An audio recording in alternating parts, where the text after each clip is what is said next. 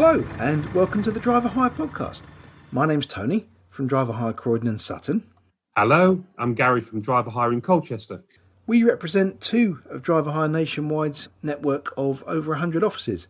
We decided to get together to create a series of regular podcasts for people who want to know more about driver hire, but principally to provide hints, tips and tricks to help our drivers be the very best that they can be.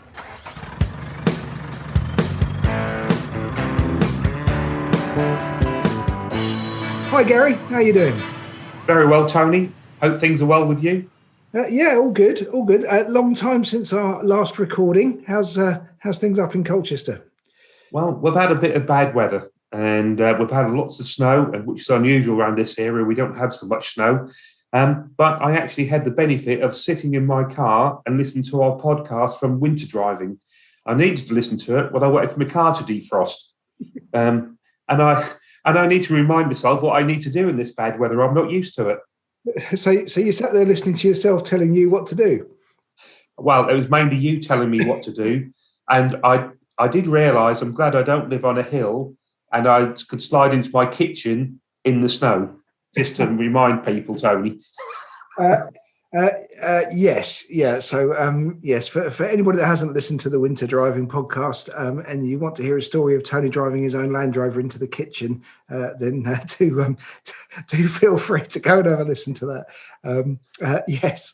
Anyway, so this episode, Gary, we're going to talk about Brexit, but I'm not going to talk to you about Brexit because, as usual, no flies on you. You will have noticed there's a third person on the call.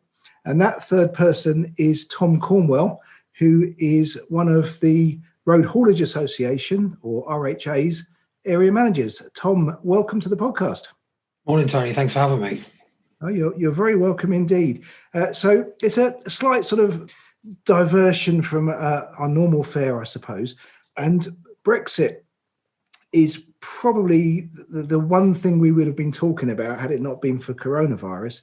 So we thought it would be great to have you come along and just kind of explain to us what it's all about from a truck driver's perspective, what's changed, what's going to be different, what do they have to look out for. But kind of before we do that, do you want to just tell us a little bit about what you do at the RHA?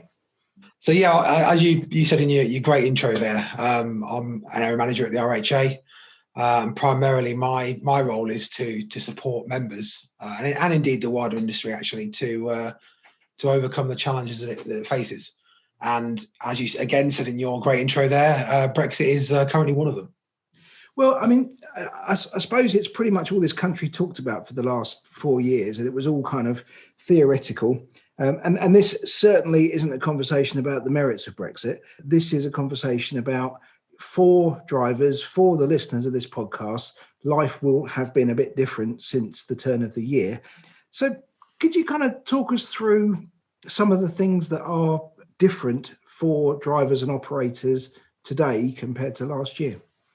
Yeah, of course. I mean, we've all seen the news. You know, we've seen the horror stories that have been happening in Dover and in the rest of Kent.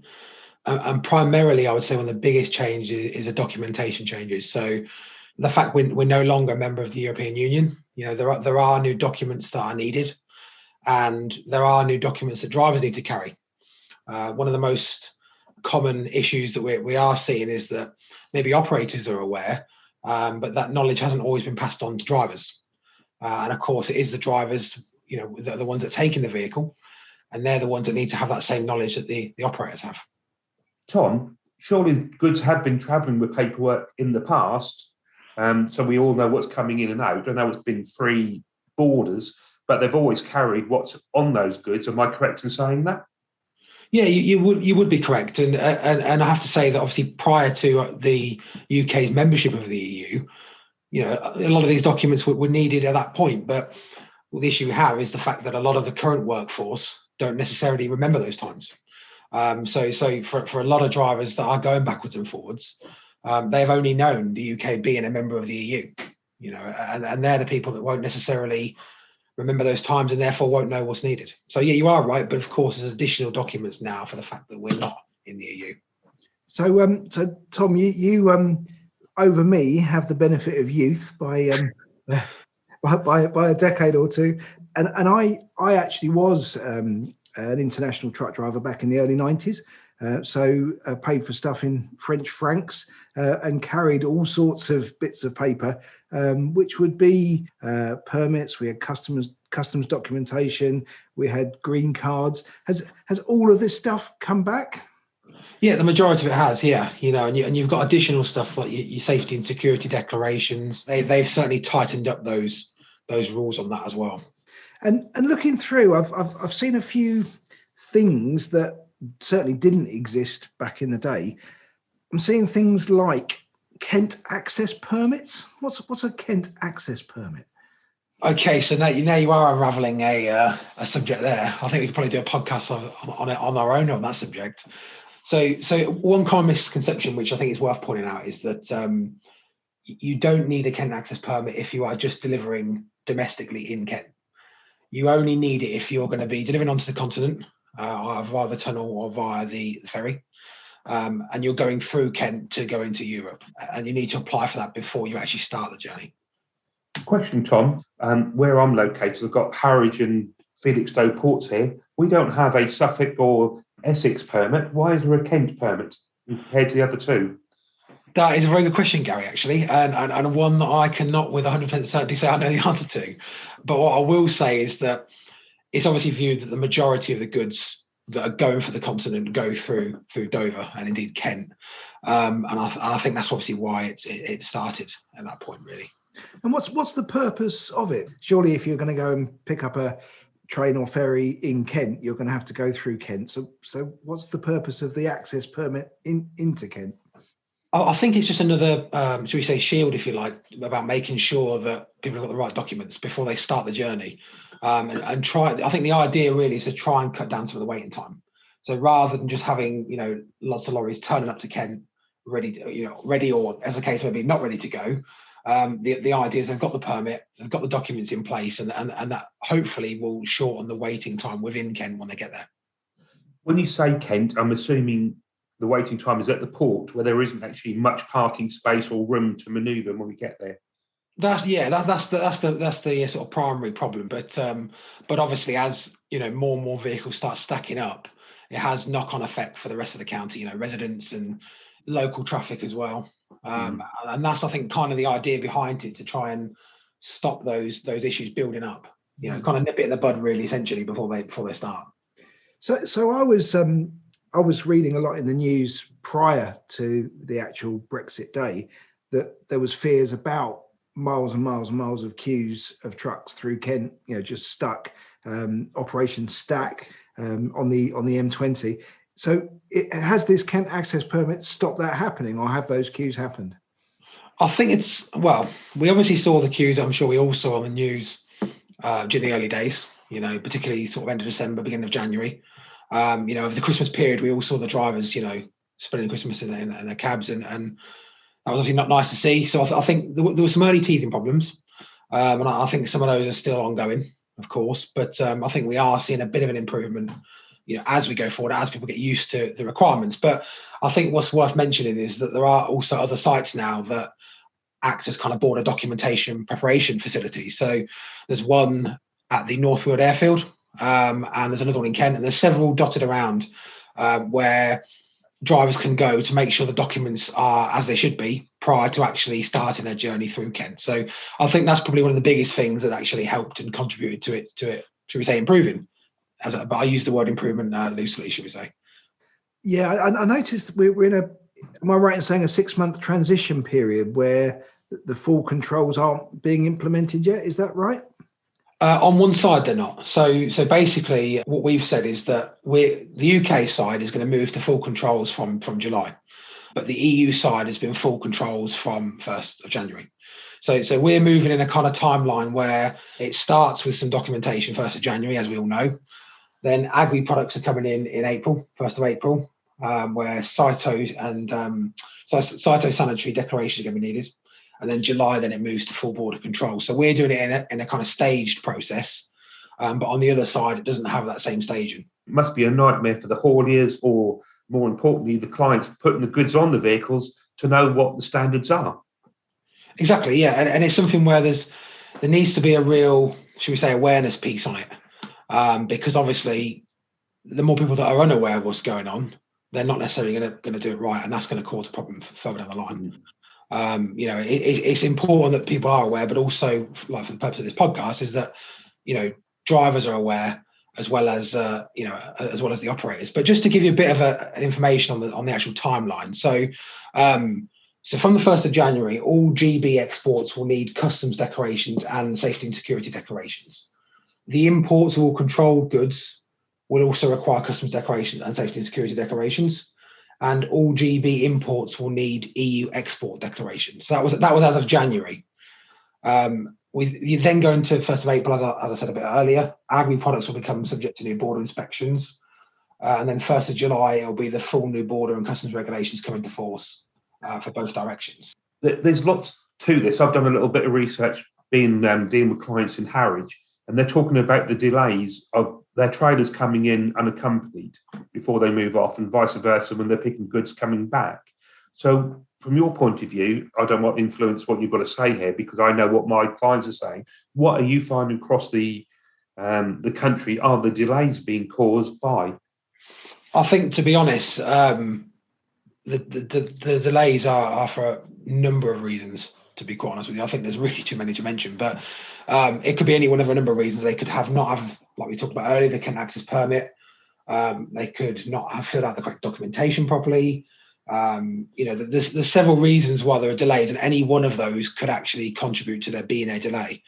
But I think a lot of people have been aware of Brexit, for a long time, like we said at the beginning, but have not necessarily been aware of what it actually entails.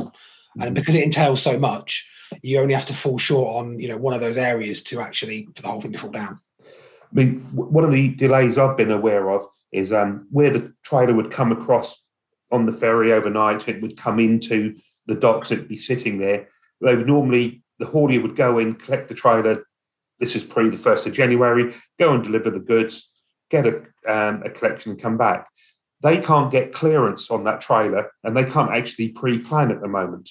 So they're running very fine margins, as most hauliers do. And I had a driver the other day get stuck on an overnight going delivery to London because they couldn't get it off the dock for 5 hours. Yeah, and we've seen some things which, albeit might be anecdotal, but we've still seen some things where there are some horror shows in terms of delays, which obviously doesn't help anybody. Doesn't help the driver, doesn't help the company, doesn't help where it's delivering it to. It obviously has a knock-on effect. So I noticed in the news a couple of weeks ago, your CEO, Richard Burnett, he was talking about freight movements being down 68% for January, which might imply that the problems would have been worse had the freight movements been as high as they ordinarily would have been.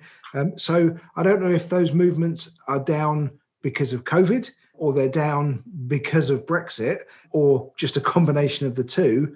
And might the problem have been worse had those freight movements not been down? Yeah, I mean, obviously the more freight movements that there are, it leads to the potential to be more problems. That's kind of logic tells you that. But I think realistically, the Brexit is a problem. For the issues it's causing in terms of for drivers and for operators. But COVID is obviously also having an effect. So when you get the two together, it is a cocktail of issues. I think that's what we are seeing. But I also think it's worth saying that freight movements, they are going to be down to a certain extent, because there are also going to be some people that choose not to do EU work any longer because they simply don't think it's viable. And there will also be people that haven't necessarily got the correct paperwork in place, so haven't been able to do those EU movements. That is also factors that have got to be taken into account as well. Because my sense of logic would say that the things that are moving from one country to another historically probably still need to move going forward. And so it would seem to me that we just need to find a way of achieving that. Do you think those supply chains then would change and become more of a domestic supply chain than an international supply chain? I think that obviously it potentially could happen. And I think you mentioned before, Tony, when we were speaking about bottled water, You know, and how you would take Buxton water to France and then bring back Evian water for the UK. Exactly. And I think that, and I know that was a personal story from you, but I think actually that was quite a good analogy, really. You know, and I think that potentially could lead to more domestic work. But I think also another area that's worth mentioning would be the events industry. Obviously, with the COVID restrictions that are in place, live touring work has not been able to go ahead as normal, and obviously that does, you know, make up a significant part of the UK industry. You know, and with not having any touring events, that's also had an effect on it as well. I think, you know, maybe a lesser known sector of the industry in people's minds, but still one that normally there's a lot of movements associated with. So, Tom, again, going back to when I was speaking to my clients and so on, one of the biggest issues is how much time they're losing when they're picking up goods to go back to Europe. So where they used to pull into, say, a client in Northampton and get a reload to go back, it's now taking 3 to 4 hours for that goods to be cleared and to be moved on. And they can't build that into their costings at the moment. Is this a common practice, or is this normal, or what? Can you see it changing? I think we're obviously seeing, you know, several issues along those kind of lines, and obviously the need for new documentation and obviously the time that takes. That's always going to have an impact. But obviously the hope is that as we move forward, that time is going to be significantly cut down because of the fact that hopefully we get used to the new processes enough to reduce that time. But obviously, like, I mean, you add essentially an extra job to anything, and it's always going to take longer, you know. And that's, and when I say another job, I don't mean the job as in the haulage movement. I mean the job as in preparing the paperwork, making sure the documents are right. You know, when you start adding extra tasks like that, the whole thing is always going to take longer. And I think that's just, you know, a factor of the situation that we're in, to be honest. So it's a learning curve for the haulier or the client the other end, getting their paperwork right and on the computer system in a timely manner, so it can get cleared from because the goods can't leave that premises until they get a green light, I understand.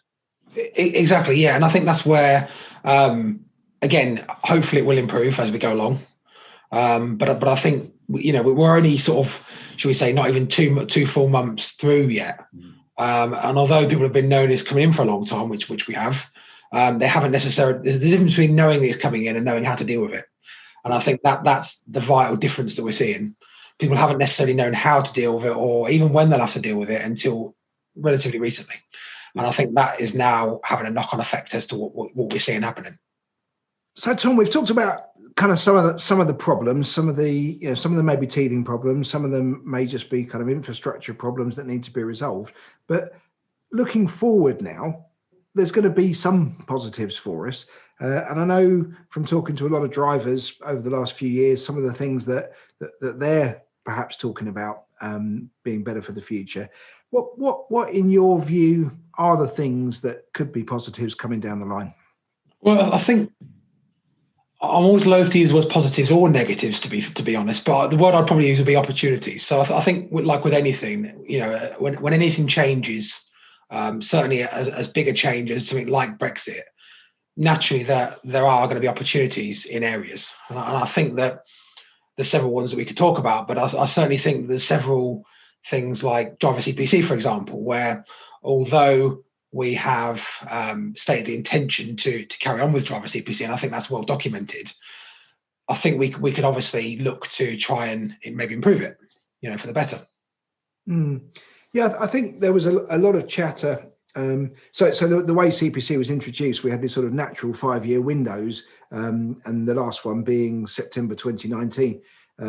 That's kind of dissipated over time as there's more of a spread of dates that people pass their test now. So I don't think we'll see those peaks. But as we were getting to that 2019 peak, there was drivers asking us the question, well, now that we're going to Brexit, and CPC's European law, it's the European Compulsory Training Directive, will we have to do CPC? And you've kind of already answered that question to say, well, yes, we are. We've adopted that European law. But I think if we are going to have CPC moving forward, and we are, then I think it could be a real opportunity to improve it and make it more job specific, more relevant, potentially more practical. And and add value to the driver. If he's going to have to do that training, which he is, add value to his day's work. Exactly, and I think you've just really hit the nail on the head there, Tony. To be quite honest with you, because it's widely known that we will be adopting CPC, driver CPC, and I think that's well known, well documented, and I also think it's also well documented the problems that are with CPC. Speaking to operators like I do, and I'm sure you're exactly the same, even with drivers. The idea behind CPC about the professionalism and the training for the drivers. I don't think anybody disagrees with the actual idea, to be quite honest with you, but it's the execution that people have an issue with, that I think. And I'll use the example of where someone can take the same module 5 times, and one could argue, what are you actually learning from doing that? Yes, you could say something like driver's hours is important to a role, which it is, but is doing that every single year consecutively for 5 years, or even in some cases, if they do all their CPC modules in 1 year, doing that 5 times in 1 year, is that a productive use of their time? I think there'll be some people that would argue it's not. So I think things like that and how it's done maybe can be improved more than the actual, is it going to have to be done? Yeah, well, that certainly makes sense. Yeah. One of the other things I wanted to talk to you about was cabotage. So cabotage is where a haulier from one European member state can drive to another with an outbound load, and before picking up a load to come back to his own home state, could do some freight movements in other parts of Europe. So to give a straight example, when I was a driver, if I took a load into France, I could then pick up a back load to come back to the UK, but what I couldn't do was pick up a French load to be delivered in France. And those cabotage rules were relaxed some years ago, and it meant that all European hauliers could take anything anywhere in Europe. And in fact, you could have a haulier that could move, several movements around Europe before coming back home. Has that now changed then, Tom? And will the UK market be more protected from cabotage? I think that could also be another. We're talking about opportunities. That could be one. Yeah, I could. With the should we say de-introduction of cabotage, if you like, there could be a potential for UK loads and domestic haulage to increase. Obviously, again, we say about early days. It is early days, and the actual workings of it remain to be seen. But I think it certainly has the potential to be an opportunity for UK hauliers. Yeah. So where a vehicle comes in, say from Germany, a load of car parts go to Nissan in Sunderland, they would get there pre-January. They could have a reload back from Newcastle to London before they pick up their genuine reload to go back to Germany out of London. That journey though between Newcastle and London is now open to the UK hauliers again at more reasonable rates. Exactly, yeah. I think it's something where, as opposed to, like you say, an EU haulier coming here with a load, doing work while they're here, and then taking a load back, that doing the work while they're here section is the part that's been taken out. So, but that work obviously still needs to be done. And therefore, that could be a gap for UK hauliers to fill. And hopefully it will help improve the running cost of the vehicles in the UK, because at the moment they're not unfair competing, in my mind, how it's being moved, because that vehicle's coming down from Newcastle to London and they're happy to get a load on that and we can't compete. Now you've got the genuine loads coming about, and the UK hauliers should see the benefits across the board. Of course, yeah. And obviously if someone is going to do that load as a journey they would have done anyway, they're going to accept doing it at a lower cost. That is obviously how it works. And as opposed to a local haulier that is doing that as a specific journey, they're going to charge more. So of course, previously they couldn't compete, but if that journey has to be done by a domestic haulier, then obviously it opens up a pool of opportunities to hauliers to be able to compete for that work more effectively. One of the other things that drivers talk to me about, Tom, is drivers' hours rules, because as we all know, they're EU drivers' hours rules. But as well as the EU drivers' hours rules, there's British domestic regulations. And drivers often ask, now that we've left the EU, will we leave those rules behind and revert to something more simplistic and easier to understand? Or are we keeping those rules? I think at the moment the intention is to keep them, to be honest. I mean, I think the government have kind of declared, if you like, that most of the EU directives will be staying, and will be coming to UK, UK law. Obviously, there are certain drivers that prefer to run on domestic, and on logbooks. But I think something that we may encounter as an issue with moving completely to UK is the safety tachograph element, shall we say? Obviously the data that is captured on the tachograph is important to agencies like DVSA to be able to record sufficiently what drivers are doing, and I think that is something that is, I think that's quite a big conversation, and I think obviously things like safety and then you start bringing things into like sleep conditions and overworked drivers, shall we dare to say. You start bringing that into the conversation, and I think that's a big debate. Right. So rumours of the demise of EU drivers' hours rules are greatly exaggerated then. I don't necessarily know if it will be something that we would have a conversation about in the future. But I think, kind of as we've highlighted through the rest of the episode, I think we've got some more pressing issues to deal with in the immediate future, to be honest. No, I think that's fair. And what would you like to see in the future as as an opportunity taken from Brexit? I think that, personally, obviously from the industry, really, I think that regardless of which side of the fence you sit on politically, everybody, including us, wants to see a prosperous industry and a prosperous country. And I think that there will be negatives and there will be delays that we're seeing, but hopefully as time goes on, the positives will counteract that to some degree. And I think our biggest hope is that we see a prosperous industry and a sustainable one as well. I mean, from my point of view, I believe you'll see more unaccompanied traders coming across from Europe because if it's not worth them losing the cabotage movements and so on, it's just easy to drop the trailer off at the port, let it come across. A UK haulier can pick it up and move it, and they're in control. I can see more work for the UK industry across the board from my point of view. Potentially, yeah. And I think obviously there are going to be changes, shall we say, that come in. And there are going to be things where a lot of, shall we say, different types of movements take place to what we're used to seeing. Of course, business is going to want to be as profitable and as efficient as it can be. And naturally, as it goes through, business will find a way to be as profitable and as efficient as it can be. And yeah, you could see that. Yeah, and certainly with things like groupage loads, for example. A lot of the new documentation is a potential nightmare for it. If you've got to provide documentation for each part of that groupage load, that's a potential nightmare. Tom, sorry, for groupage load, you mean a mixed load from different sources? Yeah. Exactly. Yeah. Exactly. Earlier you said we've only been doing it a short time, Tom. In 7 weeks, and there's a big learning curve and everything else. What do you see for the future as a positive? I think that hopefully we should see less delays, like we are seeing.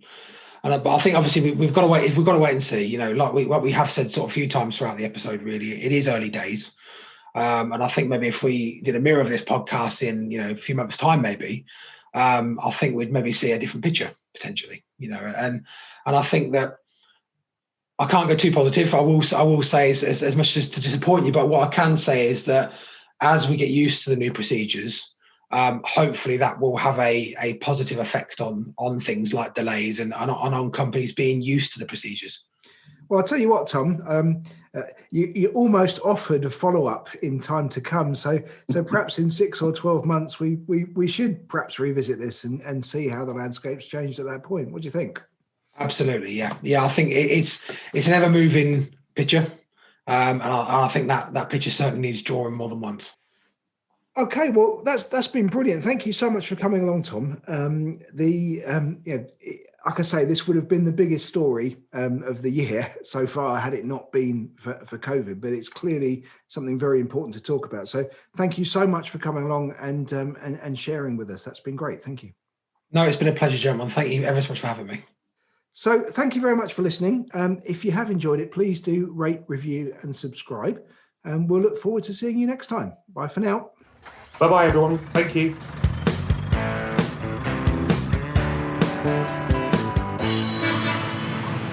You've been listening to the Driver Hire podcast, and thank you very much. And as goodbye from myself, Gary Richards at the Colchester office. And from me, Tony Goacher from the Croydon and Sutton office. If you'd like to get in touch with us, along with all the other driver hire offices, you can find us at driverhire.co.uk. Thank you very much for your time. Bye-bye.